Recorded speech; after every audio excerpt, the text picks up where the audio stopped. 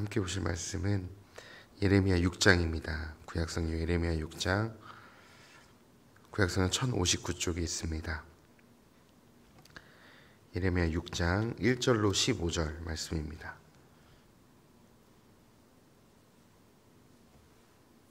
예레미야 6장 1절로 15절 말씀입니다. 1절부터 15절 함께 읽도록 하겠습니다. 다 찾으셨으면 1절부터 함께 읽습니다. 베냐민 자손들아, 예루살렘 가운데로부터 피난하라. 드고아에서 나팔을 불고 베닷게렘에서 깃발을 들라. 재앙과 큰 파멸이 북방에서 엿보아 오미니라.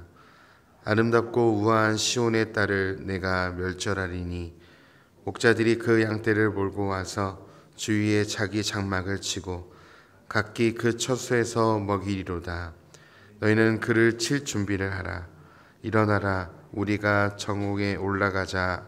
아, 가깝다. 날이 기울어 저녁 그 오늘이 길었구나. 일어나라, 우리가 밤에 올라가서 그 요새들을 헐자 하도다.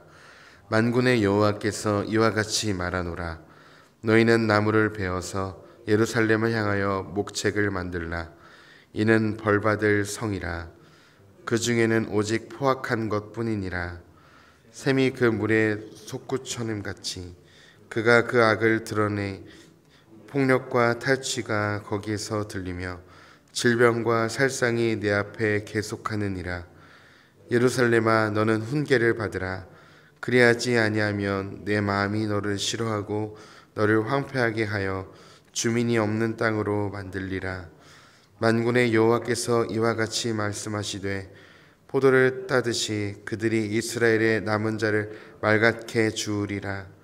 너는 포도 따는 저처럼 내 손을 광주리에 자주자주 놀리라 하시나니 내가 누구에게 말하며 누구에게 정책하여 듣게 하고 하라. 그가 귀 할례를 받지 못하였으므로 듣지 못하는도다. 보라, 여호와의 말씀을 그들이 자신들에게 욕으로 여기고 이를 즐겨 하지 아니하니 그러므로 여호와의 분노가 내게 가득하여 참기 어렵도다. 그것을 거리에 있는 아이들과 모인 청년들에게 부으리니 남편과 아내와 나이든 사람과 늙은이가 다 잡히리로다. 내가 그 땅 주민에게 내 손을 펼 것인즉 그들의 집과 밭과 아내가 타인의 소유로 이전되리라. 여호와의 말씀이니라. 이는 그들이 가장 작은 자로부터 큰 자까지 다 탐욕을 부리며 선지자로부터 제사장까지 다 거짓을 행함이라. 그들이 내 백성의 상처를 가볍게 여기면서 말하기를 평강하다 평강하다 하나 평강이 없도다. 그들이 가증한 일을 행할 때에 부끄러워하였느냐? 아니라 조금도 부끄러워하지 않을 뿐 아니라 얼굴도 붉어지지 않았느니라. 그러므로 그들이 엎드러지는 자와 같이 함께 엎드러질 것이라. 내가 그들을 벌하리니 그때에 그들이 거꾸러지리라. 여호와의 말씀이니라. 아멘. 남유다 백성들은 하나님을 두려워하지 않았죠. 그리고 그 패역한 백성들은 하나님을 경외하지 않으므로 하나님의 말씀도 귀 기울이지 않고 하나님이 세우신 예레미야 선지자를 통해 그동안 많은 선지자와 하나님 말씀을 선지자를 통해서 듣게 하셨지만 그들은 하나님의 말씀을 결코 귀 기울이지 않았습니다. 그들의 눈은 있으나 참된 것을 보지 못했고 귀는 있으나 하나님의 심판의 말씀, 하나님의 경고의 말씀을 귀 기울이지 않았습니다. 하나님을 섬기던 백성들의 이 신앙적 타락은 나라와 사회에도 타락으로 인해서 나라와 사회에도 불법이 만연해지고 악이 가득하게 되었습니다. 그리고 백성들을 참된 권력으로 섬겨 했던 권력자들과 종교 지도자들은 자기의 이익만 추구하면서 자기 권력에 취해서 방자히 행했습니다. 이러한 나라의 어두움은 백성이 하나님을 경외하지 않은 신앙적 타락에서 시작되었습니다. 그래서 제가 어제 짧게 말씀 나눴는데요. 이런 하나님을 섬기는 우리가 신앙 공동체로 부름받은 교회가 하나님 앞에 하나님을 경외하지 않고 하나님을 두려워하지 않고 하나님 말씀을 업신 여긴다면 이 교회도 충분히 타락할 수 있다는 것입니다. 그리고 이 교회의 타락은 곧 세상의 타락까지 이어지게 되기 때문에 신앙을 가지고 있는 하나님을 섬기는 저와 성도님들, 교회로 부름받은 저와 성도님들은 늘 하나님 말씀을 가까이 해야 하고 무엇보다 하나님을 두려워해야만 합니다. 교회가 그 하나님의 말씀을 청종하지 않으면 이 세상은 어두워질 수밖에 없는 것이 현실이죠. 그 환경을, 그 상황을 예레미야 5장에서 잘 보여주었습니다. 오늘 말씀은 이제 가장 확실시된, 이제 확실하게 심판이 가까워진 남유다의 그 심판의 내용을 구체적으로 이야기하고 있습니다. 그래서 하나님이 어떤 대적을 일으켜서 하나님이 이 대적을 통해서 유다를 어떻게 장엄하게 심판하실 것인지 그 처절한 하나님의 그 심판의 처절한 내용이 오늘 본문 6장에 나오고 있습니다. 오늘 말씀 3절에 보시면 목자들이 그 양떼를 몰고 와서 주위에 자기 장막을 치고 각각 그 처소에서 먹을 것이라고 하나님 말씀하십니다. 여기서 이 목자는요, 선한 목자가 아니라 이스라엘을 심판할 목자, 곧 바벨론을 가리키고 있습니다. 그리고 그 양떼는 바벨론의 군대를 가리킵니다. 즉 하나님이 보내신 목자들은 남유다를 안전하게 인도할 자들이 아니고 이스라엘을 심판할 북방의 바벨론이었죠. 하나님이 친히 바벨론을 지휘하여서 자기 백성을 심판하시고 자기 백성들을 향해서 싸우신다는 것입니다. 이 심판의 도구였던 바벨론은요, 뜨거운 대낮은 물론이고 캄캄한 밤중에까지 일사불란하게 이스라엘을 멸절하여 싸우겠다는 하나님의 심판의 경고였습니다. 이 아름답고 우아했던 딸이었던 이 시온이, 그 시온의 아름답던 땅이 포악이 가득한 악의 소굴이 되었고 이스라엘이 솟구치는 신선한 샘물처럼 늘 신선한 악을 생산하는 곳으로 전락해 버렸습니다. 하나님이 주신 아름답던 땅이 하나님을 경외하지 않자 포악과 자기들의 이익을 추구하며 가난한 자들을 업신여기는 악한 땅으로 변해 버렸습니다. 이웃을 무시하고 가난하고 고아와 과부와 이방인들을 무시하기 시작하자 그 이웃을 버려버린 이스라엘을 향해서 하나님은 경고를 하실 뿐만 아니라 이제 바벨론을 통해 심판하시겠다고 약속하시는 거죠. 하나님은 자신들의 백성들을 사랑하실지라도 죄에 대한 징벌은 아주 가혹하게 처벌하시는 것입니다. 그래서 오늘 말씀 다 읽지 못하지만 1절부터 8절까지는 이제 하나님께서 이 시온의 땅에 어떻게 누구를 통해서 멸절하실 것인지를 선포했고요. 이제 9절로 15절에는 거짓된 이스라엘의 죄를 낱낱이 고발하고 있습니다. 하나님께서 이제 이스라엘을 어떻게 심판하실 것인가 이제 말씀하시기 시작하는데요. 하나님께서는 포도 열매를 따듯이 이스라엘의 남은 자를 남겨두지 않고 주우시겠다고 말씀하십니다. 앞서 예레미야는 북방에서 오는 대적이 가지만 꺾을 것이라고 말했다면 이후에 오는 대적은 이스라엘의 남은 자를 주울 것이라는 말씀입니다. 이는 8절 말씀, 오늘 말씀 8절에 언급했듯이 이스라엘을 주민이 없는 땅, 황폐한 땅으로 만들겠다라는 그 말씀과 연결되어집니다. 이 개역개정은 이 9절 말씀을 말갛게 주우리라고 표현했지만 이 원문을 더 이렇게 직역하자면 샅샅이 주우겠다라는 번역이 됩니다. 즉 하나님께서 남은 자들을 거의 하나도 남기지 없이 다 샅샅이 주어서 바벨론의 포로로 보내시겠다라는 것이죠. 그런 말씀, 하나님의 경고의 말씀을 함에도 불구하고 10절에 에레미야가 탄식하는 것처럼 내가 누구에게 말하며 누구에게 경책하여 듣게 할꼬, 예레미야는 탄식하죠. 이렇게 하나님의 말씀은, 심판은 계속해서 선포됐지만 이 하나님의 심판의 말씀을 들으려 하는 사람은 없었습니다. 안타깝게도 선지자와 제사장들은 계속해서 거짓을 예언했어요. 괜찮다, 우리가 잘 가고 있다, 제사도 잘 드리고 있지 않느냐, 너희가 제물도 드리고 있지 않느냐, 평강을 주실 것이다, 하나님께서 예루살렘을 무너뜨리시겠냐, 아니다, 괜찮다, 잘 가고 있다 라고 선지자들은, 제사장들은, 백성들은 위로하였습니다. 근데 그 위로는 참된 위로가 아니었죠.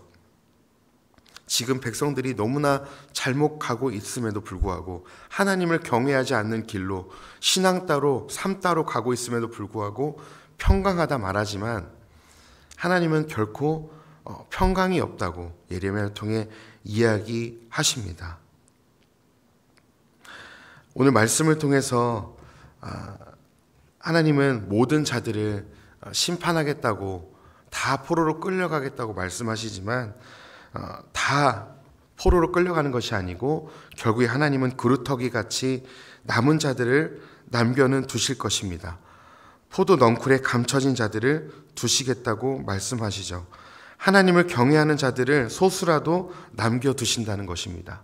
지금 이 시대로 우리에게 바로 적용하면 완전한 공동체는 아니지만 하나님께서 이 땅의 구원의 도구로 교회를 남겨두셨습니다.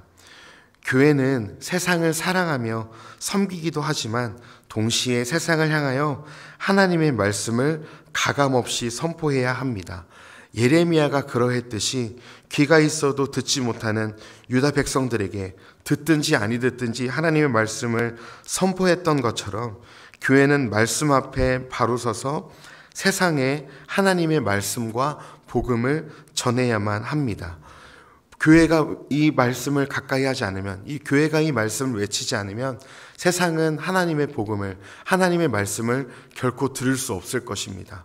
그래서 하나님은 적은 숫자지만 이 교회를 이 땅에 남겨두셨고 우리를 예레미야처럼 하나님의 말씀을, 하나님의 진리를 계속해서 선포하기를 원하시는 것입니다.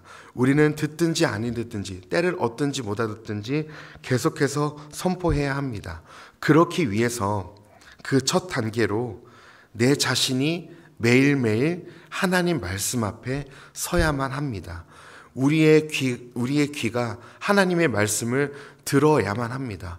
우리가 이 이스라엘 백성들처럼 하나님의 말씀을 욕되게 여기고 하나님의 말씀 업신여기고 하나님의 말씀을 무시해버린다면 우리 또한 이스라엘 백성들처럼 죄가 죄인 줄도 모르고 내 모습이 지금 어떤 모습인지도 모르고 그렇게 죄를 향해서 살아가게 되고 말 것입니다.